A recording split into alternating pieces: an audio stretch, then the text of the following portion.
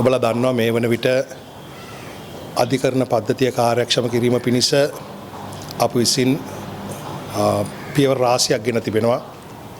උසාවි සංඛ්‍යාවන් වැඩි කිරීම, නඩුකාරවරු බඳවා ගැනීම, උසාවි ඩිජිටල්කරණය කිරීම, අවශ්‍ය කාර්යමණ්ඩල බඳවා ගැනීම, ඒ සියල්ලම කරන අතර වාරයේ එහි එක් කොටසක් වශයෙන් අපි සියලුම මේ රටේ සියලුම විනිශ්චයකාරවරුන්ගේ වයස් සීමාවල්, විශ්‍රාමන වයස් සීමාවල් වැඩි කිරීම සම්බන්ධයෙන් ව්‍යවස්ථාවට සංශෝධනයකුත් ඉන්න නඩුකාරතුමන්ලා අභියාචනාධිකරණෙත් මහාධිකරණෙත් වැඩි කිරීම පිණිස අධිකරණ සංවිධාන පනතේ සංශෝධනයකුත් අපි ඉදිරිපත් කළා. සමාජයට දැන් ගැසට් කරලා අපි ඒක කතිකාවට ඉදිරිපත් කරලා තිබෙනවා. නමුත් අපි මෙහෙම එන්න විශේෂ හේතුවක් උනේ නොයෙකුත් පුද්ගලයන් විසින් වැරදි තොරතුරු සමාජගත කිරීමක් කළා තිබෙනවා. ඒ කියන්නේ මූලිකවම මේක ඉහළ උසාවි අධිකරණවල නඩුකාරයන්ට පමණයි යන ආදී කරුණු. ඉතින් මේ සියලුම කරුණු පැහැදිලි කරලා යන්න තමයි අද දින අපි මෙතනට පැමිණියේ. ඒ අනුව මමත් නලින් දැමතුමාත් කරුණු පැහැදිලි කරා. කාර්ලුන්නාන්සේ තාම සාවධානව අහුම්කන් දීලා අපෙනුත් කරුණු විමසා හිටියා. අපි ඒ කරුණුත් පැහැදිලි කරා. ඉතින් උන්වහන්සේගේ මූලික දෙයක් තමයි රටට යහපතක් වෙන දේ කරන්නට ඕන.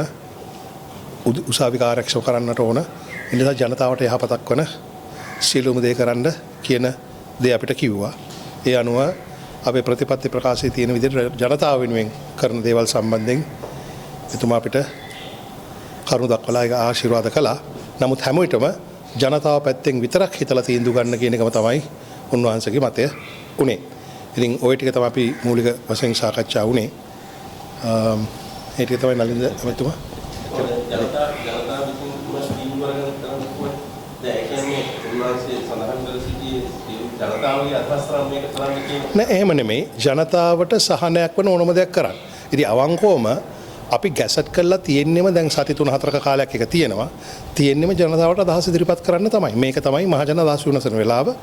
ඒ වගේම නීතියක් එනකොට ඒකට වෙනස් මත තියෙන එකට වෙනස් මත එන එකත් ඉතා හොඳ දෙයක්. ඒක ප්‍රජාතන්ත්‍රවාදයේ ලක්ෂණයක්. අපි ඒක බැහැර කරන්නේ නැහැ. සියලු දෙයටම කන් දෙනවා.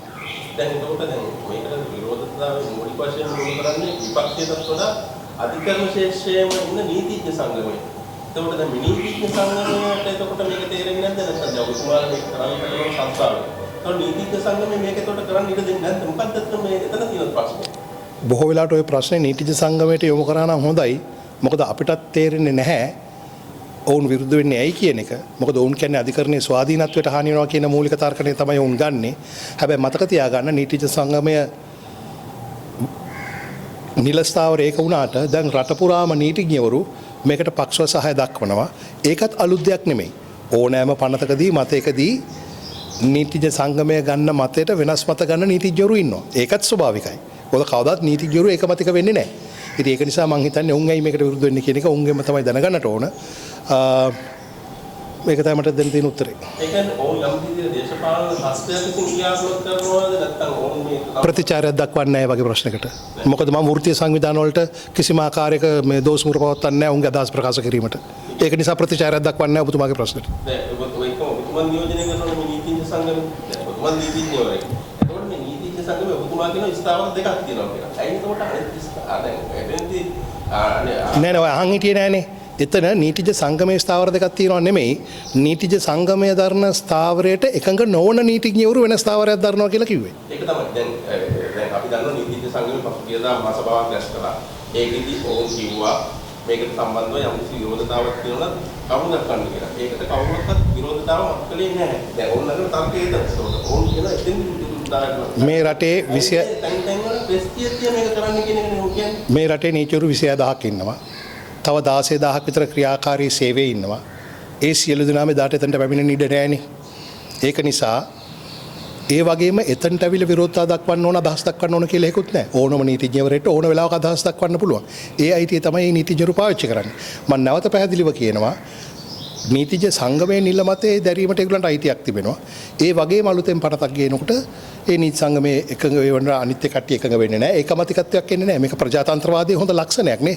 වෙනස් අදහස් තියෙන එක. ඒකම අපි දන්නවා පසුගියදා නීතිඥ සංගමයේ හැමෝම අවතුමාලට සාකච්ඡා කරලා යම් කිසි ජනාධිපතිවරයා හමුවීම සඳහා යම් කිසි විදිහට එක්ලතාවකට ආවද කොහොමද? ඔවුන් ඉල්ලීමක් කරා ඒ ඉල්ලීම මම ජනාධිපති ලේකම් කාර්යාලයට යවුවා. ජනාධිපතිතුමාත් දැනුම් දුන්නා. ඔවුන්ට නුදුරේ මේක ලැබෙයි. ඒ කියන්නේ ජනාධිපතිවරයා සමගත් මේ නීතිඥ සංගමයේ ඉදිරි සාකච්ඡාවක් තියෙනවා. ඔවුන් ඉල්ලීමක් කරා. ඒ ඉල්ලීම මම ජනාධිපතිතුමාටත් ඔහුගේ කාර්යාලයටත් දැනුම් දීලා තියෙනවා. මේ තත්ත්වයේ ඉදිරියේදී කොහොමද දැන් මේ මතලයකට එක්ක දැන් ඉදිරියේ උතුමා කවදා විතරද මේක ගැසට් කරන්න බලාපොරොත්තු වෙන්නේ මේක ගැසට් කළා ඉවරයි මේ වෙනකොට ගැසට් කළා ඉවර වෙනවා. ඉපත් කරනවා කිව් දේවල් කරන්න සූදානම් වෙනවා පාර්ලිමේන්තුවේ. ඔව්. සාමාන්‍යයෙන් ওই නිල ක්‍රියාවලිය යන්න සුමාන 3ක් 4ක් මෙමය. මේක අභියෝගයට ලක් වුණොත් එතන මාසෙක විතර කාලයක් යනවා සුප්‍රීම කෝට් එකේ. ඒකට යටත්ව සුමාන 3ක් හෝ 4ක් තමයි. සියල්ල මේනොට සියල්ල රජයේ පැත්තෙන් ගන්නවා කියනවා සියුම් දේවල් කරලා ඉවරයි මේක. ඔව් ගැසට් කළා පබ්ලිෂ් කළා තියෙනවා ගැසට් එකට යවුවා මම හිතන්නේ අමතුමාගේ පබ්ලිෂ් කරයි. හරි. පොඩි ඕනේ දැන් ඔක්කොම කිව්වනේ. දැන් මේ ඔතුමා දින්නේ හොඳයි මේ දැන් මේ තව ප්‍රශ්නයක් කරනවා මේ දුෂ්ට නිරෝධී පළාත සම්බන්ධයෙන් මේ දැන් මේ සංශෝධනය සම්බන්ධයෙන් දැන් තියෙනවා මේ ඔතුමා එක මේ දැන් වත්කම් බැලකම් වාර්තා යම් කිසි මේ වහගන්න උත්සාහ කරනවා කියන මොකක්ද අතර මේ කතන්දරේ. නෑ කිසිසේත්ම නැහැ. විශේෂයෙන් මහජන නියෝජිතයන්ගේ අපේ ඇමතිවරුන්ගේ මන්ත්‍රීවරුන්ගේ වත්කම් බැරකම් ජනතාවට ඕන වෙලාවක දැනගන්නට පුළුවන්. ඒ නිසා මහජන නියෝජිතයන්ගේ වත්කම් බැරකම් දැනගැනීමට ජනතාවට තිබෙන අයිතියට කිසිදු බාධාවක් වෙන්නේ නැහැ. ගිය අවුරුද්දේ වගේම මේ අවුරුද්දෙත් අනාගතයේදීත් ඒ ජනතාවට ඒ මහජන නියෝජිතයන්ගේ වත්කම් බැරකම් දැනගැනීමට තියෙන අයිතිය අපි ආරක්ෂා කරනවා. නමුත් සමහර රාජ්‍ය නිලධාරීන්ගේ සහ කෝපරේට් සෙක්ටර් එකේ අයගේ සියලුම මේ වත්කම් බැරකම් ප්‍රසිද්ධියට පත් කිරීම ඇතුලේ ඒ අයට රාජ්‍ය සේවයේ හෝ සමහර පෞද්ගලික අංශයේ සමාගම්වල සේවය කිරීමේදී ඒගොල්ලන්ගේ පුද්ගලිකත්වයට හානි වෙන යම් යම් දේවල් සිදු වෙන්න පුළුවන්. ඒ නිසා එතන පමණයි මේ සංශෝධනය තිබෙන්නේ. මහජන නියෝජිතයන්ගේ වත්කම් බැරකම් දැනගන්නට තිබෙන අයිතියට කිසිදු බාධාවක් වෙන්නේ නැහැ. ගිය අවුරුද්දේ වගේම මේ අවුරුද්දේත් ඒ ඔක්කොම දැනගන්න පුළුවන්කමක් තියෙනවා. ඒ කියන්නේ මාධ්‍යමකින් වාර්තා කළත් මහජන නියෝජිතකින් ඒකට වාරණයක් නැහැ මේක. කිසි වාරණයක් නැහැ. ඒක සංශෝධනයක් වෙනවා. යනවා මහජන නියෝජිතයන් පිළිබඳව එහෙම කිසි අවහිරයක් බාධාවක් වෙන්නේ නැහැ. ගිය අවුරුද්දේ ඔබ වාර්තා කරා වගේම මේ අවුරුද්දේ සංසන්දනය කළ වාර්තා කරා. ඒකම දැන් මේ තව කාරණයක් තමයි දැන් සම්පූර්ණ ව්‍යවස්ථාව කියන කතන්දරේනේ මේ හැමෝම කියන ව්‍යවස්ථාව කියලා ඒ මේ ව්‍යවස්ථා සංශෝධනය කියන්නේ. කාදිනනුන් පාලන ඉල්ලා වීමක් කරේ සම්පූර්ණ ව්‍යවස්ථා සංශෝධනය. කොහොමද ව්‍යවස්ථා සංශෝධනය කරන්නේ? අද ඒ පිළිබඳව සාකච්ඡාවක් වුණේ නැහැ. අද සාකච්ඡා වුණේ අපි ඉදිරිපත් කළ තියෙන 22 වන ආණ්ඩුක්‍රම ව්‍යවස්ථා සංශෝධනය සහ අධිකරණ සේවා පනත සංශෝධනය සහ ඒ පමණක්ම නෙවෙයි අපි අධිකරණ පද්ධතියේ කරමින් යන ප්‍රසංස්කරණ ජනතාවට වැදගත් වන ඒ සම්බන්ධයෙන් පමණයි සාකච්ඡා කළේ. ව්‍යවස්ථා සම්බන්ධයෙන් සාකච්ඡා පසුව කරන්න පුළුවන්. කොහොමත් ව්‍යවස්ථාව මුළුමනින්ම වෙනස් කරන්න නම් කාලයක් අවශ්‍යයි. ඒ පිළිබඳව පාර්ලිමේන්තුවේ සයින් පිටත ජනතාව තුළ විශාල සංවාදයක් ඇති කරගත යුතුයි. මොකද ව්‍යවස්ථාවක් කියලා කියන එකෙන් ආවරණය වෙන පැති රාශියක් තිබෙනවා.